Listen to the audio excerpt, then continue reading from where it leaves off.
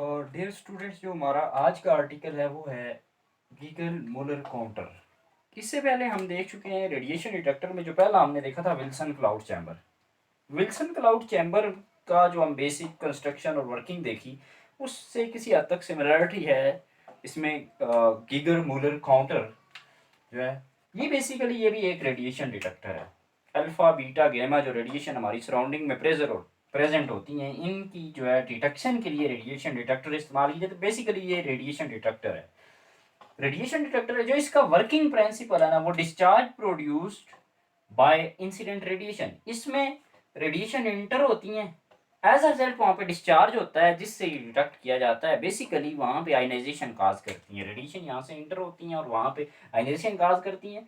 Ion generate होते हैं, electrons की वो रिकॉर्ड की जाती हैं, पल्सेस रिकॉर्ड करके आगे पता चलाया जाता है कि इसमें कितनी रेडिएशन आई हैं। स्ट्रक्चर के बारे में अगर हम देखें तो पहली बात, इसमें जो फर्स्ट थिंग है वो स्टिफ सेंट्रल वायर है, ये दरमियान में, और ये एक्ट करती है। इस पर चार्ज जो होता है ये पॉजिटिव होता है। ये कौन सा चार्ज होता है इस पर? पॉजिटिव, यानी ये एनोड होता है। बेसिकली ये सेंट्रल जो वायर है ये होती है, इसके साथ एक कनेक्टेड होती है, और इस पर जो चार्ज होता है पॉजिटिव, यानी एक्ट करती है एनोड। और एक ये सिलेंड्रिकल यूं, ये जो वायर की तरफ, ये वाली वायर, ये जिसको मैंने ग्रीन कलर से दिखाया है, ये वायर एक सिलेंड्रिकल यूं एक होती है। ये वायर की तरफ कैथोड होती है, कैथोड होता है, सिलेंड्रिकल होती है पूरी। ये सेंट्रल स्टिफ वायर जो कि एक एनोड के तौर पे एक्ट करती है, और वायर एक जो मेटेलिक एक कैथोड होता है। ठीक है, ये स्टिफ वायर है, हॉलो मेटेलिक, ये सिलेंड्रिकल वायर एक्ट करती है कैथोड के तौर पे वायर, यानी इस पर पॉजिटिव चार्ज है। ये इलेक्ट्रोड जो है ये पॉजिटिव हो जाएगा, और ये वाला जो वायर सिलेंड्रिकल एक शेप में है ये हो जाएगा कैथोड। ठीक है। थर्ड थिंग जो है, इसमें एक गैस फिल की होती है, जो मैंने रेड डॉट से शो की है। इसमें तकरीबन गैस फिल्ड आर्गोन गैस है इसमें, और ये तकरीबन अबाउट जो है 0.1 एटमॉस्फेयर पे ये फिल की जाती है इसमें। ठीक है। और जो साइडों पे देखें तो एक ये विंडो है, ये मीका विंडो है, थिन मीका विंडो। ये आयनाइजेशन, जो आयनाइजिंग रेडिएशन होती है यहाँ से इंटर होती है, अल्फा बीटा या गेमा होती है, वो यहाँ से इंटर होती हैं। ये यहाँ इसके साथ इंटरेक्ट करती हैं। इंटरेक्ट किसके साथ? गैस के साथ। जो गैस जैसे यहाँ पे हमने कहा बेरोमीन गैस या आर्गोन गैस, सॉरी, फिल है। आर्गोन गैस अगर फिल है तो इसको आयनाइज, जब रेडिएशन इंटर होती है तो आयनाइज करती हैं। एज अ रिजल्ट एक एक विंडो ये होगी थिन मीका विंडो, और दूसरी ये विंडो है, ये बेसिकली नॉन कंडक्टिंग होती है। ये विंडो होती है ये वाली, और इसमें दो पिंस लगी हुई हैं, ये कनेक्टिंग पर्पजेज के लिए होती हैं। फील्ड आर्गोन गैस है, वन एंड जो है थिन मीका विंडो है, which allow the radiation to enter, इसमें से रेडिएशन इंटर हो सकती है। और दूसरी मैंने क्या कहा, ये जो दूसरी एंड ये नॉन कंडक्टिंग होती हैं, और इसमें दो पिंस लगी होती हैं जो कनेक्शन प्रोवाइड करती हैं। और इन दो पिंस के दरमियान में, यानी एक से पोटेंशियल दिया होता है कैथोड को, एक कैथोड के साथ और एक एनोड के साथ। जाहिर है ये पॉजिटिव होगी, ये नेगेटिव होगी, और दोनों का जो पोटेंशियल डिफरेंस है ये बड़ा हाई पोटेंशियल होता है। और तकरीबन ये 400 वोल्ट जो है, 400 वोल्ट पोटेंशियल होता है। ये वेरी लार्ज है, और ये जो बेसिकली अगर आप बहुत ज़्यादा पोटेंशियल प्रोवाइड करें ना, फिर ये होता है कि ये एटम है, यहाँ से बहुत ज़्यादा पोटेंशियल हो तो फिर ये भी हो सकता है कि इससे आयनाइजेशन काज हो जाए। यहाँ से इलेक्ट्रॉन इस पोटेंशियल की वजह से, इसे इसे आयनाइजेशन पोटेंशियल कहते हैं। तो ये जो गैस फिल की जाती है, इसका पोटेंशियल स्लाइटली लेस रखा जाता है आयनाइजेशन पोटेंशियल से। यानी अगर 400 वोल्ट है तो इसका मतलब इसके स्लाइटली लेस, इस जो गैस होगी उसका आयनाइजेशन पोटेंशियल ज़्यादा है, यानी यहाँ से इस पोटेंशियल की वजह से एटलीस्ट इलेक्ट्रॉन नहीं निकलेंगे। तो ये यहाँ तक थी हमारी। फिर स्ट्रक्चर देख लें। इंटरनल जो है स्टिफ वायर है, ये पॉजिटिवली चार्ज होती है, एनोड के तौर पे एक्ट करती है। सिलेंड्रिकल मेटेलिक जो है ये कैथोड होता है, दोनों को अलग पोटेंशियल दिए होते हैं, दोनों को पोटेंशियल डिफरेंस। और आर्गोन गैस यहाँ पे फिल होती है 0.1%, सॉरी 0.1 एटमॉस्फेरिक प्रेशर पे। दो विंडोज हैं, एक जो है मीका विंडो है इधर से, जो आयनाइजिंग रेडिएशन जिससे एंटर हो सकती है, और यहाँ से ये जो नॉन कंडक्टिंग होती है जिसके कनेक्शन प्रोवाइड किए होते हैं जिस एक पिंस के साथ, जो 400 वोल्ट पोटेंशियल डिफरेंस होता है जिनका। जब वर्किंग इसकी देखेंगे, जब रेडिएशन इसमें इंटर होती है, अल्फा बीटा गेमा जो भी रेडिएशन जो है वो इसमें इंटर होती हैं, जब इस काउंटर में इंटर होती हैं यहाँ पे, जब भी इंटर होंगी, जैसे ये एटम है, कोई एटम इसके रास्ते में आएगा तो ये इंटर होंगी, यहाँ रेडिएशन आएंगी, यहाँ से इलेक्ट्रॉन क्या होगा, रिलीज होगा, इलेक्ट्रॉन रिलीज होगा, इलेक्ट्रॉन बने, जैसे ये आयनाइज करेगी इसको, इलेक्ट्रॉन निकलेंगे और पॉजिटिव आयन बनते हैं। तो यहाँ पे एक पॉजिटिव आयन बनेगा और एक यहाँ पे इलेक्ट्रॉन बनेगा, इलेक्ट्रॉन होगा। तो जब ये सेंट्रल जो है पॉजिटिव चार्ज है तो इलेक्ट्रॉन किधर मूव करेंगे, इधर सेंट्रल इसकी तरफ मूव करेंगे पॉजिटिव चार्ज की तरफ, जबकि आयंस कहाँ जाएंगे, बाहर की तरफ। इलेक्ट्रॉन जो है, इलेक्ट्रॉन कहाँ मूव करेंगे, electron move toward wire, central wire, electron पर नेगेटिव चार्ज है, सेंट्रल वायर की तरफ आएंगे, जबकि आयंस पर पॉजिटिव चार्ज होने की वजह से बाहर की तरफ जाएंगे। इलेक्ट्रॉन हल्के होने की वजह से जल्दी से यहाँ पे कलेक्ट हो जाएंगे, इस पे सेंट्रल स्टिफ वायर पे कलेक्ट हो जाएंगे, हल्के होने की वजह से। तकरीबन ये कितना टाइम लेते हैं इलेक्ट्रॉन, तकरीबन 1 microsecond. Electron accelerate and produce a pulse. Pulse कैसे प्रोड्यूस करते हैं ये तो मैंने बहुत ही कम शो किया हुआ है। जाहिर है यहाँ से इलेक्ट्रॉन जब आएगा, एक बहुत ज्यादा इसको इलेक्ट्रिक फील्ड 400 पोटेंशियल डिफरेंस दिया हुआ है, तो तेजी से ये मूव करेगा। तो आगे जितने भी आएंगे इसके रास्ते में, जितने भी फर्दर एटम्स आएंगे, तो फर्दर एटम के साथ ये इंटरेक्ट करेगा, एज अ रिजल्ट और जो है इलेक्ट्रॉन ये प्रोड्यूस करेगा। जैसे ये इलेक्ट्रॉन है, ये तेजी से इधर मूव कर रहा है, साथ यहाँ पे कोई एटम आया तो इसके इलेक्ट्रॉन भी ये निकालेगा। इस तरह से मल्टीप्लिकेशन होगी और एक बीम ऑफ इलेक्ट्रॉन आएगी, इंटर होगी यहाँ पे। किस पे आएगी, ये इस सेंट्रल वायर पे आएगी यहाँ पे, और एज अ रिजल्ट जो है ये यहाँ पे कलेक्ट हो जाएगी। तो इलेक्ट्रॉन्स मूव करेंगे इस तरफ।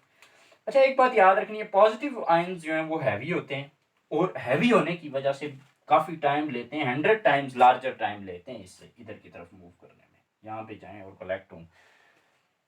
तो इलेक्ट्रॉन्स इधर, सॉरी आयंस इधर कोर की तरफ जाते हैं नेगेटिव चार्ज की तरफ, और इलेक्ट्रॉन्स इधर आते हैं, कलेक्ट होते हैं, और एज अ रिजल्ट हमें एक बीम मिलती है। एक्सटर्नल सर्किट रजिस्टर के थ्रू ये पास करते हैं और हमें एक, ये जब बहुत सारे इलेक्ट्रॉन एक आया मिले और यहाँ पे एक पल्स, हमें एक रेडिएशन की वजह से एक पल्स मिलेगी।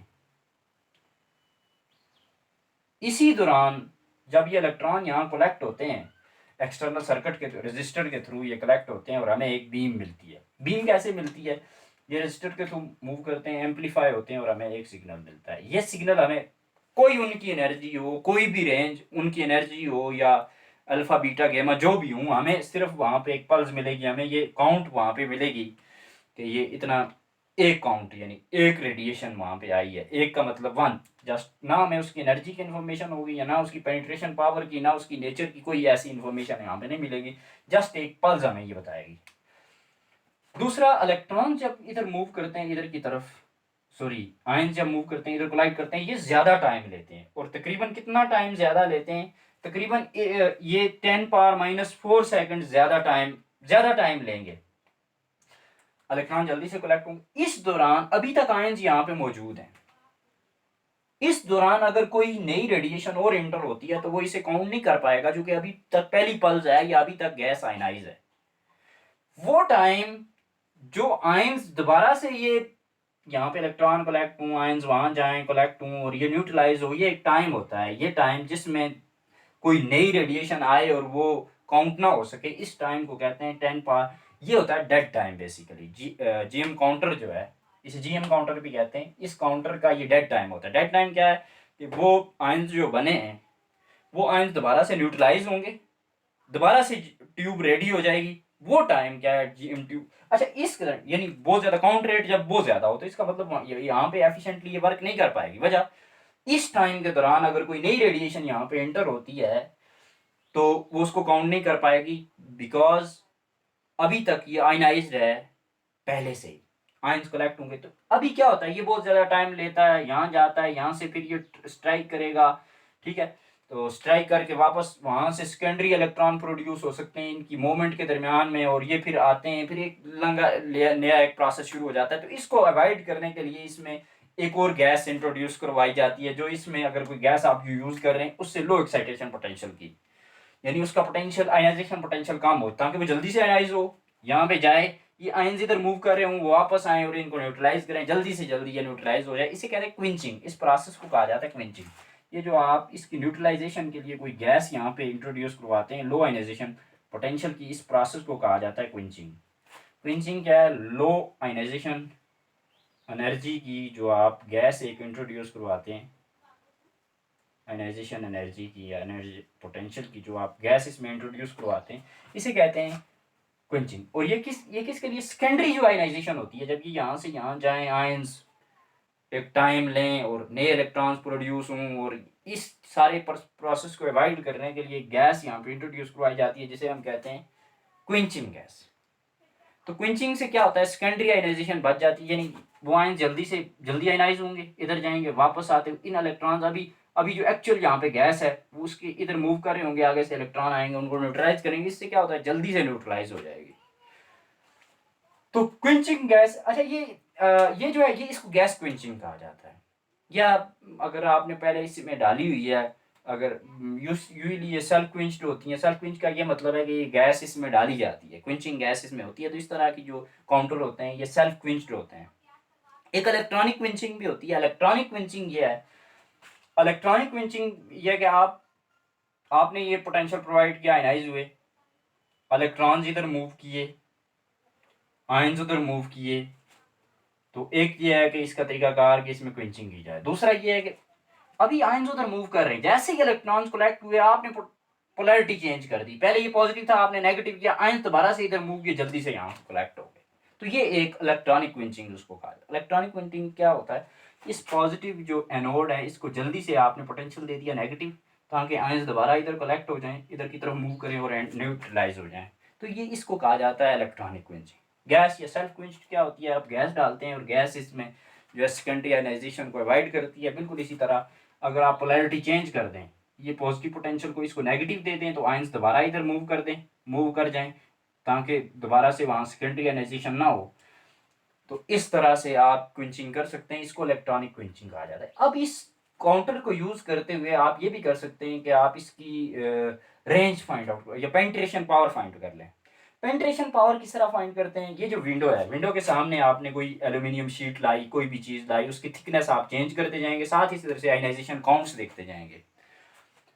तो यहाँ से आप इसकी पेनिट्रेशन पावर देख सकते हैं। पेनिट्रेशन पावर कैसे देख सकते हैं, आपने यहाँ पे विंडो के सामने यहाँ रेडिएशन आ रही है, आपने यहाँ पे वेरिंग थिकनेस की यहाँ पे आपने शीट रखनी है।